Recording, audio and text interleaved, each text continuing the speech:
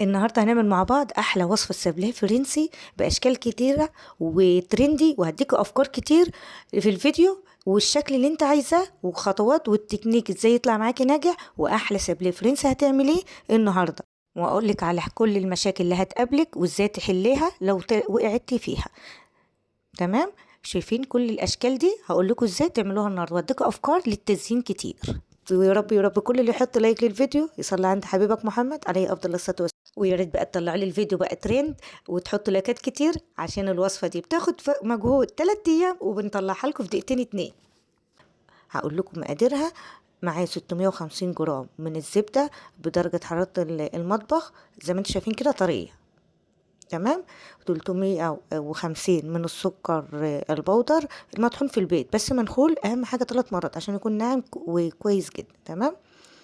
يعني 650 جرام من الزبدة، 350 جرام من السكر، هنضربهم بقى في العجان مع بعض، او ممكن تعجني بايديك عادي او بالمضرب الكهربائي بتاع البيض. تمام. مش هتفرق كتير. احنا اهم حاجة بنضرب الزبدة مع السكر بس من يعني ايه بنديلها ضربة حاجة بسيطة كده، مش شرط تبقى بيضة او تفتح معانا زي البسكوت او تعمل فوم زي البسكوت. تمام. او زي البيتوفور. نزلت عليهم بنقطتين من الفانيليا ونقطتين من اسانس الحليب. تمام. وبيضة واحدة. يعني السابليه بتاعنا 650 جرام سكر، اسفة 650 جرام زبدة، 350 جرام سكر بودر، بيضة ما نزودش عن بيضة. هو بيضة حلوة قوي على المقادير دي، والاسانس الحليب والفانيليا عشان تدي معانا طعم. زي ما انا قلت لكم احنا مش عايزينها تعمل فوم زي البسكوت او زي البيضفور. احنا بس بنفدخهم مع بعض كده وندوبهم مع بعض وننزل عليهم بكيلو من الدقيق ونضربهم كلهم لحد ما يتلموا معانا وتبقى عجينة طرية وسلسة كده زي ما انتم شايفين معانا كده. هوريكم قوامها دلوقتي.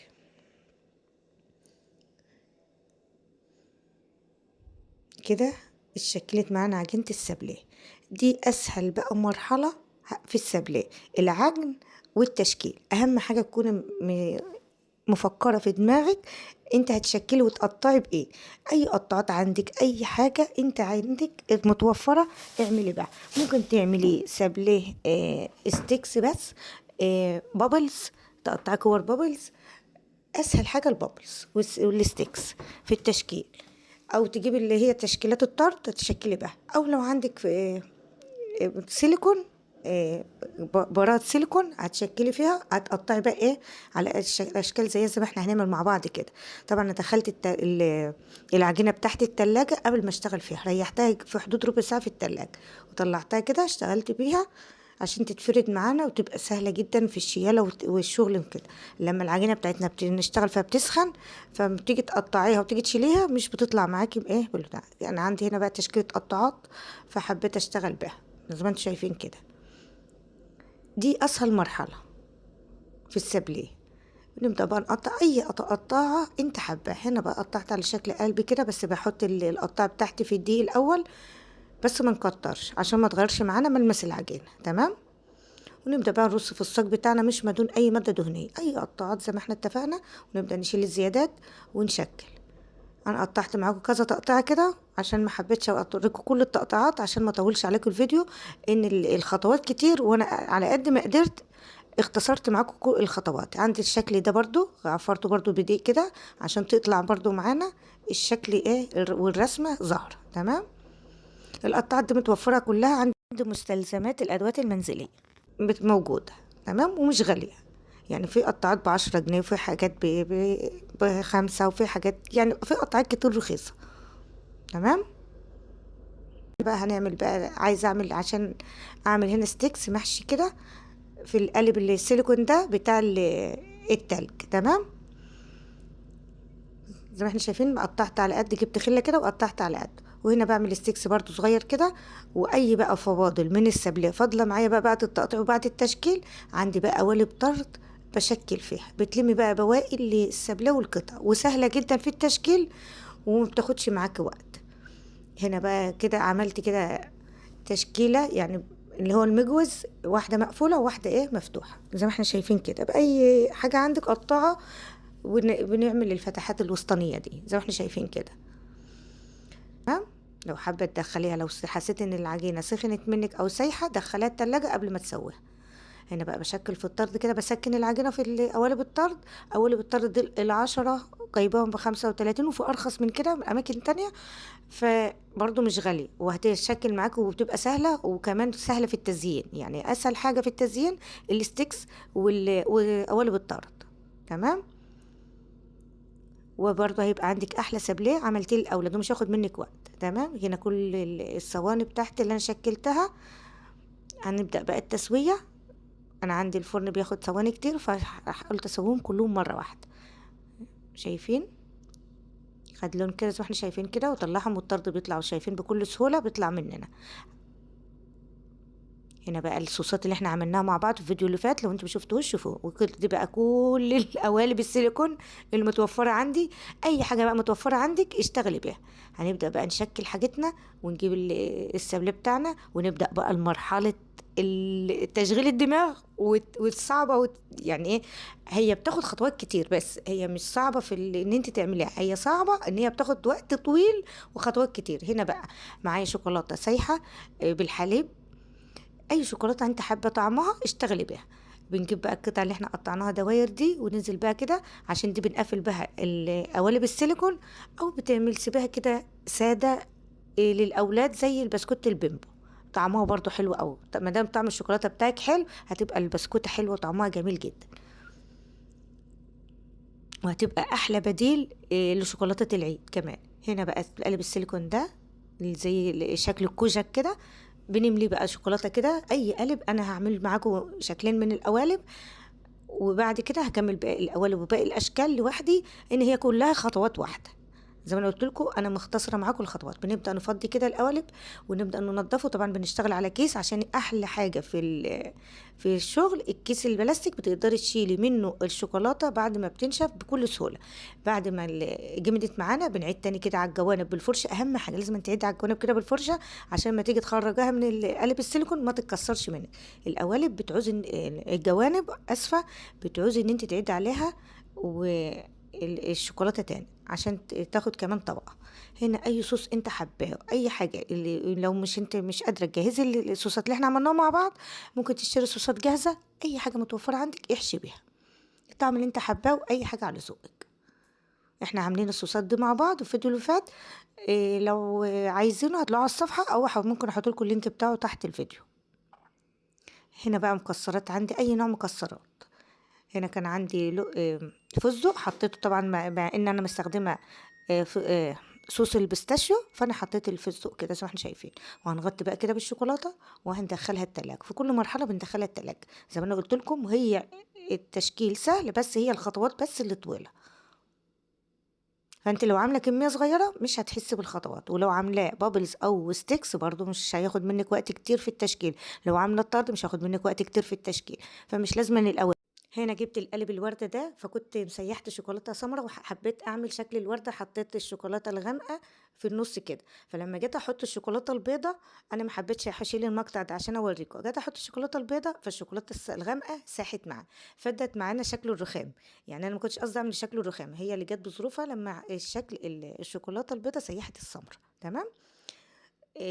الخطوة دي يعني عشان أنا حبيت أوريكم، عشان لو حبيت تعمليها ما يكون الشوكولاتة البيضة تكون هادية. أنا كنت جايباها سخنة خالص من على النار، فقامت مسيحة معايا الشوكولاتة بعد ما كنت جمدتها في الفريزر. فنخلي بالنا كده من الخطوات دي، عشان الشكل اللي انت حابه يطلع معاك.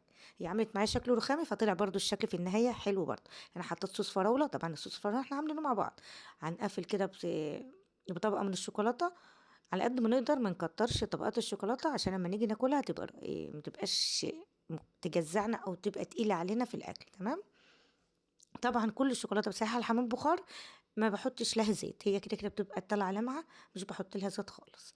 هنا بقى حطيت البسكوت بتاعي بدون شوكولاته، عشان تبقى خفيفة معايا. يعني عملت جزء بالشوكولاتة وجزء من غير شوكولاتة، اللي حاببها تبقى خفيفة شوية عملت له الجزء اللي من غير شوكولاتة بسكوتة دي. تمام. يحس بطعم الشوكولاتة لوحده وطعم البسكوتة لوحده. هنا بقى عملت شكل، سيحت شوكولاتة بيضة وحطيت عليها لون البيستاشيو، وكده عملت قلب عشان تطلع سابليه بطعم اللي ايه البيستاشيو. تمام. بامسك كده، واهم حاجه الجوانب عشان لما نيجي نخرجها ما تتكسرش مننا. طبعا بعيد عليها تاني، بس كان اللون الحبه اللي كنت ملونتهم كانوا خلصوا، فلونت بالابيض فمش هيبانوا. ما دام هي من جوه مش هيبانوا. اهم حاجه بنعمل الجوانب عشان ما زي ما احنا قلنا اتفقنا ما تكسرش مننا. هنبقى طبعا هنحشيها بصوص البيستاشيو، مع ان احنا عملنا اللون البيستاشيو وكده. حطيت برضو كمان صوص مانجا معاك. الميكس حلو قوي. صوص المانجا طعمه خطير جدا جدا، جربوه هتحبوه جدا، احلى من صوص الفراولة كمان. هنا بقى عملت الشكل ده كمان، عشان نعمل نص ابيض ونص شوكولاته غامقه.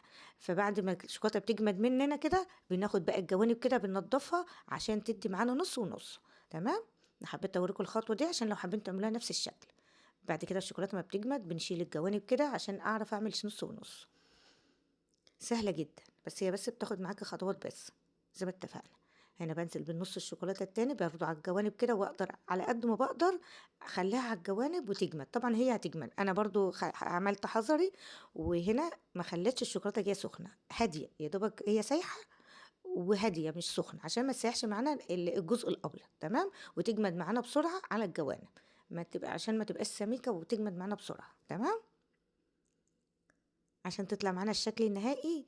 هتشوفوه دلوقتي شكلها حلو أوي، مش محتاجة بقى تزيين ولا محتاجة أي حاجة تانية. خلص كل الكمية واحشيها بأي صوص أنا حباه. أنا حشيت بصوص الفراولة. طبعا احنا كنا بقى عاملين صوص اللوتس مع بعض، وصوص المانجا وصوص الفراولة وصوص المانجا وصوص البيستاشيو والتوت الأزرق. كل ده كنا عاملينه مع بعض. هنا بحط البسكوتة، بغلف بشوكولاته وبغلف بشوكولاته فوق البسكوت عشان تتماسك مع بعضها. لو ما حط اللي انا ما حطيتش فيها شوكولاته من تحت، ما غطيتهاش بالشوكولاته وحطيت البسكوت على طول، كانت باجي اشيلها وتفصل مني. خلي بالنا برضو من المعلومات دي. انا بنقل لكم كل تجارب. هنا بقى الطرد بغلفه كده بشوكولاته عشان ما يطرش معانا. تمام. بنجيب بقى الجناش الصوصات اللي احنا عملناه مع بعض، ونبدأ كده نعمل روزيتات بعد ما الشوكولاتة اتجمدت معانا كده على الطرد. اي صوصات او جناش الصوصات اللي احنا عملناه مع بعض بنعمله روزيتات كده زي ما احنا شايفين. ونشكل بقى نزينه باي حاجة بقى، مكسرات عندك باي حاجة، ممكن تسيبي سادة اللي متاح عندك اعمليه. انا بديك كل الاختيارات في التزيين، واللي انت حابة اعمليه. تمام.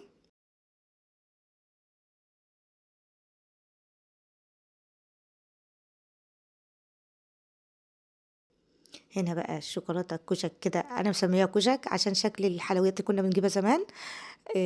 بنطلعها كده ونبدأ بقى نعمل لها البسكوت. بنلزقها كده بشوكولاتة خفيفة خالص ونلزق. أنا حبيت أعمل لها بسكوتة كده سادة. طبعا هي محشية حشوات كتير وفيها شوكولاتة، فحبيت أعمل لها بسكوتة سادة عشان تبقى خفيفة في الأكل. هنا بقى الشكل اللي احنا عملناه شكل البيستاشيو ده، ومحشية بصوص البيستاشيو والمانجا. بطلعها كده والشوكولاتة الزيادة ببدأ كده أبردها بالسكينة أو بأي حاجة عندك. تمام. ودي بقى الشكل اللي احنا عملناه شكلين. وبرده في البسكوتة شكل شوكولاتة أبيض وأسمر كده بالحشوات. شايفين احلى سابليه هتاكليه وخفيف جدا. انا هنا حبيت اعمل لكم اشكال كتير، وكمان الاشكال ان انا كنت عملتها لشكل قلوب، غطستها بس في الشوكولاته وبس. حشيتها اللي حبيت تحشيها مربى، احشيها مربى وغطسها في الشوكولاته. اسهل حاجه هتعمليها ومش هاخد منك وقت. هنا بقى الستيكس ده، انت شوكولاته تلونيها وتغطسيها فيها وتطلعيها. تمام. هنا بقى دي شكل الوردة. طبعا لو انت شوكولاتة بيضة الوان وعملتيها في نفس القالب وبنفس الخطوات. تمام زي ما احنا شايفين، ما فيش فيها اي افتكاسات ولا اي حاجة. هنا بقى دي الاشكال اللي احنا عملناها، يا دوبك حشتها مربى وغطستها في الشوكولاته. وكنت جايبه ورق ترانسفير مكتوب عليه عيد سعيد، حطيت سيحه الشوكولاته وعملته فيها وشلتها ولزقتها عليه. دي بس كل عشان ما اطولش عليكم الفيديو، معلش سامحوني وجعت لكم دماغكم. هو بس الخطوات اللي كبيره على قد ما قدرت اختصرتها لكم. وتنسوش تحطوا لايك للفيديو، واعملوا متابعه للصفحه عشان يوصلك كل جديد، وكل ما انزل فيديو جديد يظهر لكم. ومفيش بقى، تسلم ايدك يا مرمر. واكتبوا لي بقى في التعليقات الوصفه تستاهل كم من 10. والسلام عليكم ورحمه الله وبركاته.